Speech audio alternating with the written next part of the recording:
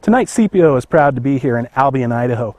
We're at the former Idaho Normal School, the first major college here in Idaho. And although it looks like school might be out of session, rumor has it that there might be some people around here that still believe school is in session. And we're going to find out for you tonight. So tonight, join us here in Albion, Idaho as we investigate the original Idaho Normal School.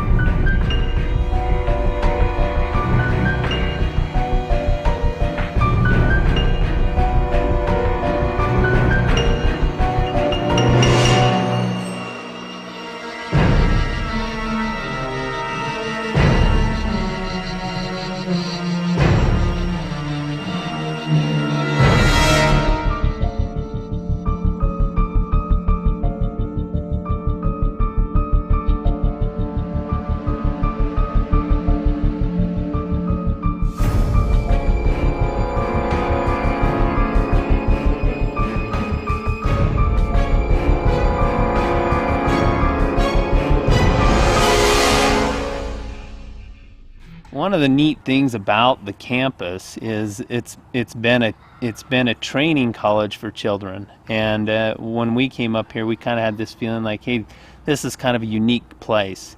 And when we were during the auction of this place, there were a lot of people talking to us about all the neat things that could be happening here, and that they've prayed for this place to come back alive, and there's a lot of neat things that they were talking about wanting to happen. Well, in the process of visiting with some of the people that had come to the Christian college, they mentioned to us when they first opened it back up after the Idaho State Normal School closed down, which actually became the Idaho State College of Teachers and Education or something like that. But when they opened it up, they came in, and the buildings had been closed for a number of years, but they walked in, for instance, up in the library, and nobody had been in there for years, but yet there were books that were open, pencils out, lessons that had gone on, all kinds of stuff that were going on. They called it Twilight Zone-ish is what they talked about, is how they thought it was really crazy how that went on. In this building right behind us, Comish Hall, when they came here, they walked downstairs, there were table settings that were all set, and it looked like people had been sitting down getting ready for dinner, and they mentioned that was really kind of a creepy situation, and felt like there was somebody here that was still trying to keep the college moving forward. As you come around the corner and you see Albion Normal School, you are so impressed by the massive size of the buildings. It's kind of out and a little bit out of the way, and so you aren't expecting these giant buildings to be there as you turn the corner. I really enjoyed getting to go into the buildings and to investigate. They weren't what I expected when I first got there, and it was fun to be able to wander around and go inside those buildings. So if there was ever a stereotypical haunted location, Albion Normal School would be it. Albion Normal School are these massive buildings in this little tiny town just outside of Burley. When you go into these buildings, they're old, they're falling apart, there's graffiti all over the walls, there's no light inside, all the windows are boarded up, and it just seems like you're in some type of a haunted insane asylum. You know, the group as a whole, I noticed, was very anxious to get out there and investigate Albion. Very professional. We didn't go out and, try to create anything. We just kind of looked at each other like, and didn't speak to each other until we both kind of looked at each other like, did you feel that? What was going on? It's very nice to see that people are taking this very serious. They're really scrutinizing the film footage, the EVPs, All of us get a chance to listen to them. I do appreciate that fact. It's just not one person's opinion. We all get together and find out what's going on, and to see if that's what everybody heard. One of the things that I like is how we go about investigating. We go out and send groups out, not just everybody out at one time. We'll have everybody in the base camp, and then we'll send out 2 girls and a guy, 2 guys and a girl, or all guys or all girls, to be able to see if that different mix, I don't want to say provoke, but gets the apparitions or the EVPs going a little bit more.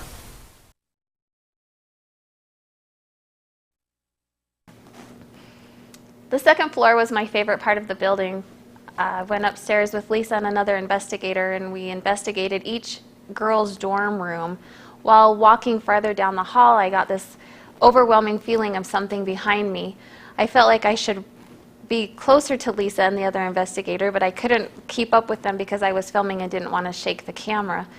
As we got farther down the hallway and investigating each room, I finally told Lisa that I had an overwhelming feeling that there was something behind me, or I was creeping myself out, which happens. After reviewing film, we noticed that there were orbs following us down the hallway, that exact hall.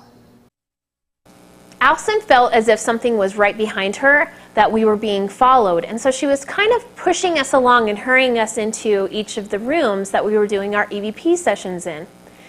Later on, when we were reviewing evidence, we noticed that there is a light that appears kind of out of nowhere and follows us down the hallway. You can see us turn the corner and disappear, and then the light follows that path. And then you see us later on return. And it was at the same time that Allison was having those feelings and didn't want to be in the hallway. She felt as if something was following us.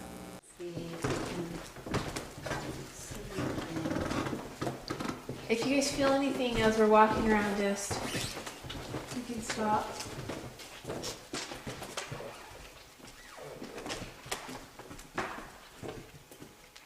I can kind of feel like, I don't know.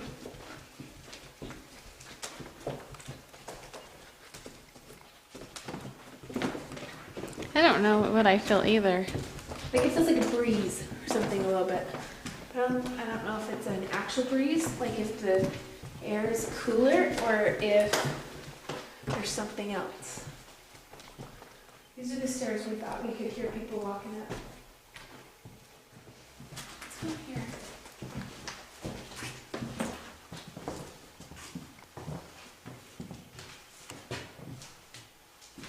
Are you here in this bathroom? Do you have bad memories here?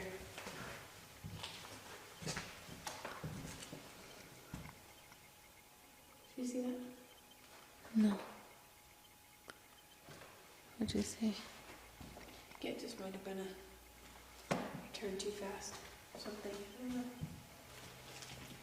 Saw a shadow, but I don't know what it was. Why don't you want to talk to us? I just don't feel anything like at all whatsoever.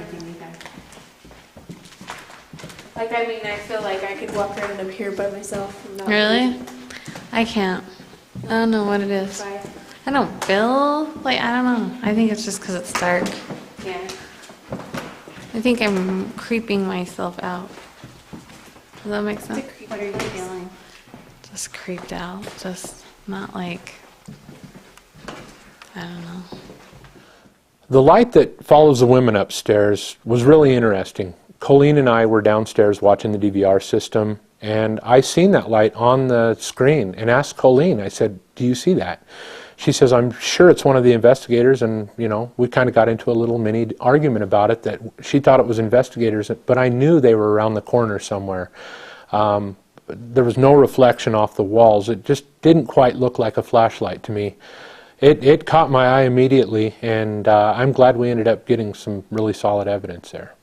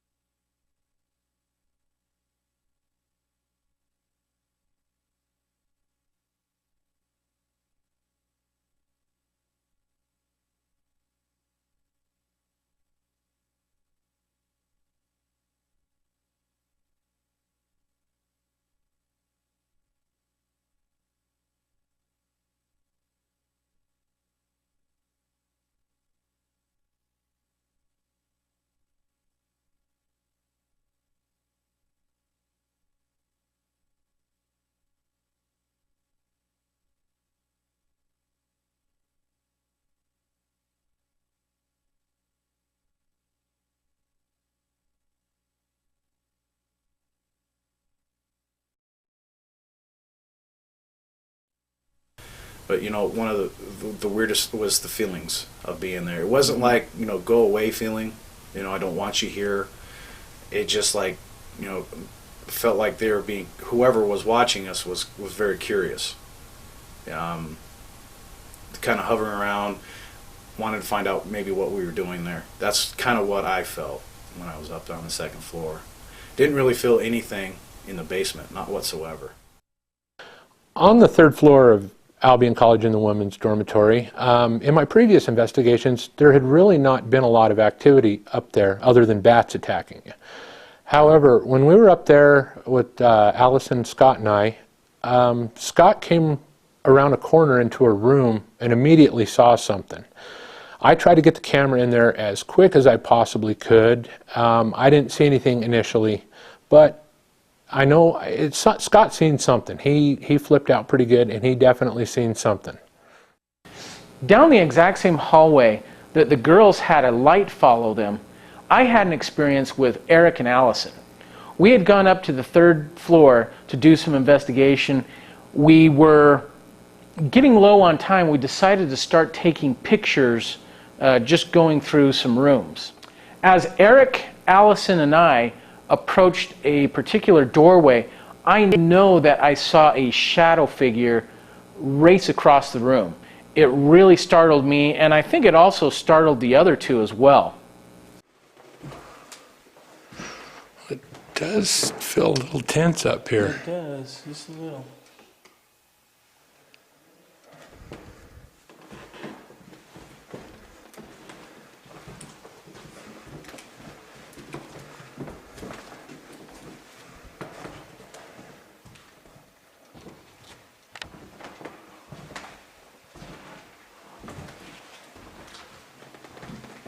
Shadow! Right here! Right here! Just a second!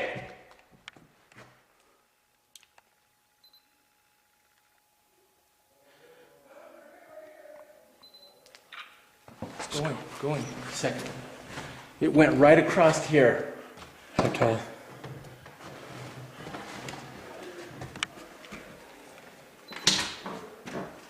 Okay, you see my camera shadow? Sorry.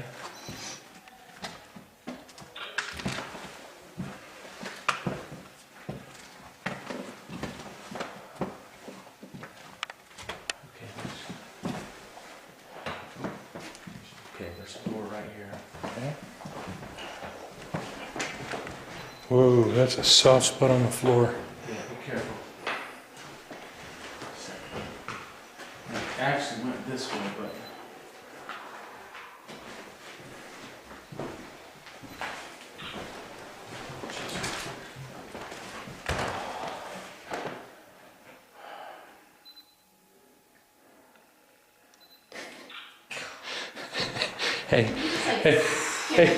Hey, Scott, when you get home and look at your shirt, you can see a big Eric-sized handprint on the side and the back of you. That's from me. I'm not quite sure what to think. Well, I was looking at all this right as you said that, and I was wondering, about this falling. It was a full shadow. Okay. So when you see that, do we shine our, well, you turned, your light went on it, and I immediately Yeah, turned I my was- light And on. I tried to get the camera in there as Yeah, quick I as was I like could. sitting there, go, okay, take Yeah. picture, take picture. When I saw the shadow figure, I knew I had to go in the room. And so I grabbed the other two because we don't like to go into places alone. We went in and we didn't find anything. But what was interesting is at that exact moment that we were having our experience, a really cool orb shows up downstairs, and it almost seems like it comes from the floor we were on and floats down to that first floor and just kind of floats by our camera. When I saw that orb, it really was incredible. We had seen a lot of reflections of dust particles that night, but we really only caught that type of orb twice, and both were associated with other paranormal experiences that we had that night. At the same time that Scott, Allison, and I seen something up there in the second floor is when we caught that orb one floor below at the exact same moment. And that was one of the most amazing things I have ever seen in the way of orbs. Could not explain it at all.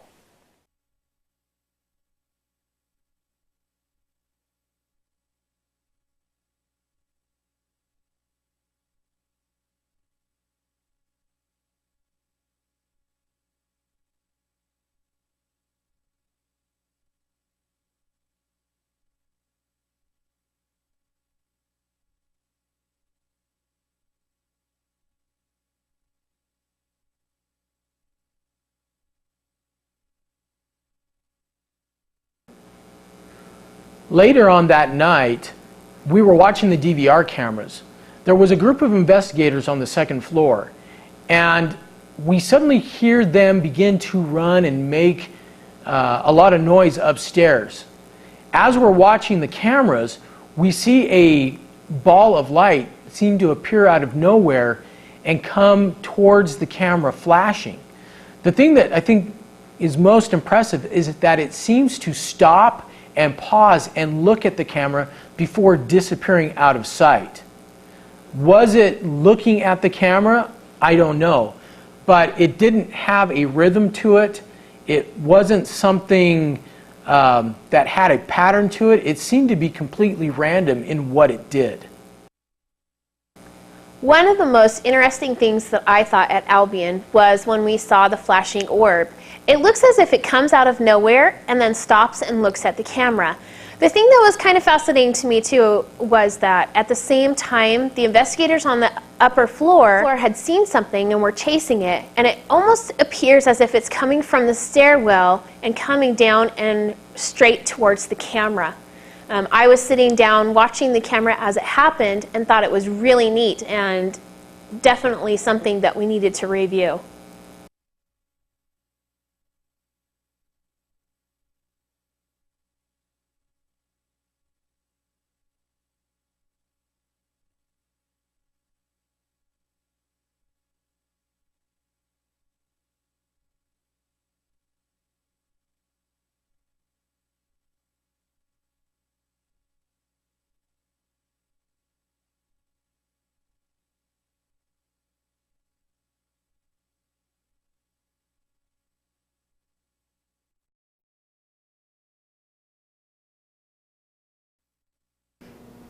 I later on that night went upstairs with Scott and Eric.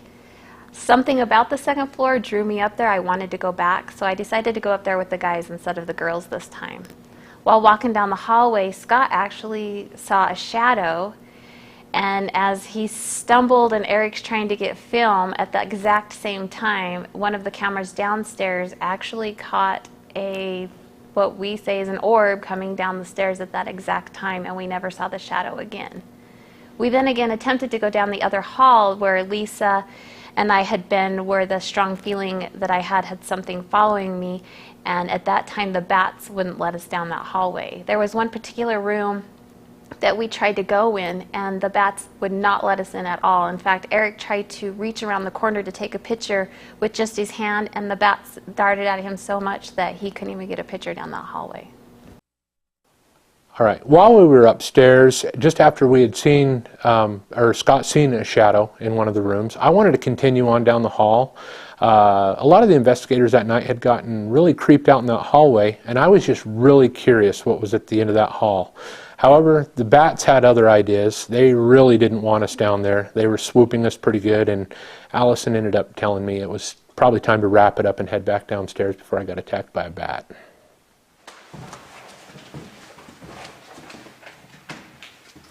Keep on moving that back.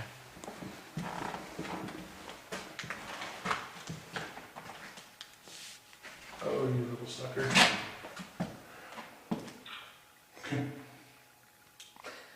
You're gonna get some funky pictures on me dodging bats. Okay. Oh, shoot. It's okay, we can go the other way. What is he hiding from us down there? He doesn't like us down there. Well, I came down there. He has been flying in and out of the same room the whole time. He's got a nest or something. I got it. Let's get a picture. What's in Really? that? Or not. I'm just gonna sit down on the floor and let them fly over me.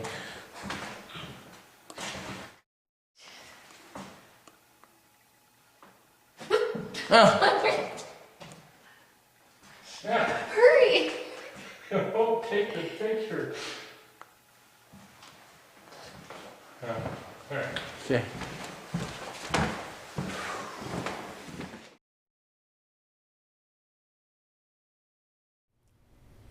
We were making the decision whether or not to leave for the evening when we all, I think it was John and I believe Jeff, were upstairs. We went up to the second story or the third story, however it's laid out, to investigate one final time. And that was interesting. We had a lot of noises, a lot of sensations of movement. At one point I thought I heard a growl. Later on during the listening to the evidence, I think it was more of a squeak. At the time I was convinced it was a growl. I guess it wasn't. But at the time I just remember the sensation of being almost afraid. And I've done this for quite a while and usually don't get afraid. But that hallway, there was a feeling to it that wasn't very comfortable. And I was pretty happy to get out of there at that point. So while we were investigating the west side of the building on the second floor, there was a room where we believed that we heard a squeak or a noise come out. And we went into the room because it almost sounded as if somebody or something was in there. The room was small, there was nothing in there. I guess it's possible the floor was creaking or the house was settling, but it really was odd and out of place. It just so happened to also be the same room where we believed that the light came out of, which was following our female investigators. So it was definitely an area where activity seemed to be occurring.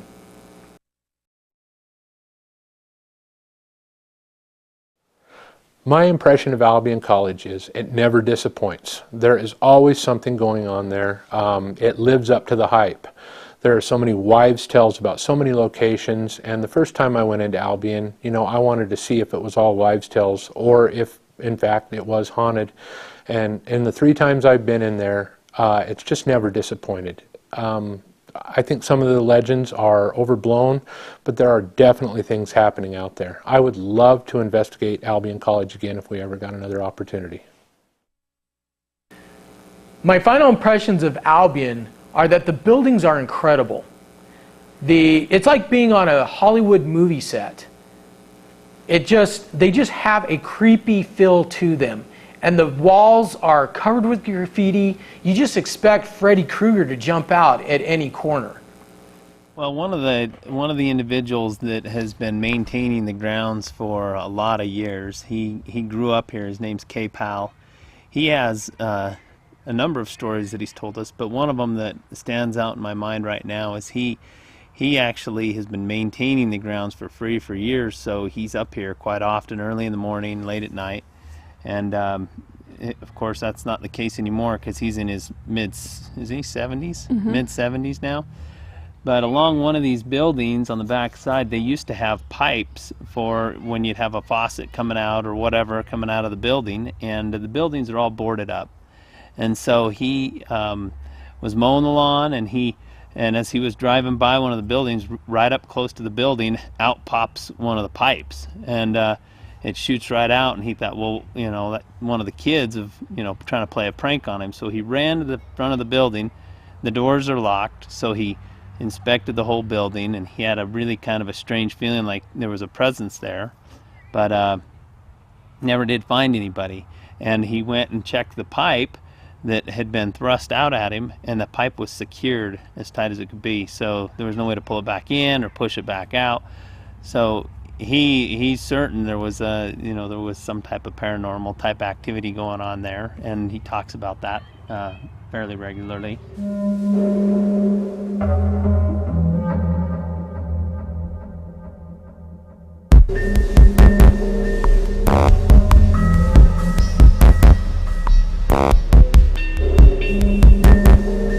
Bye.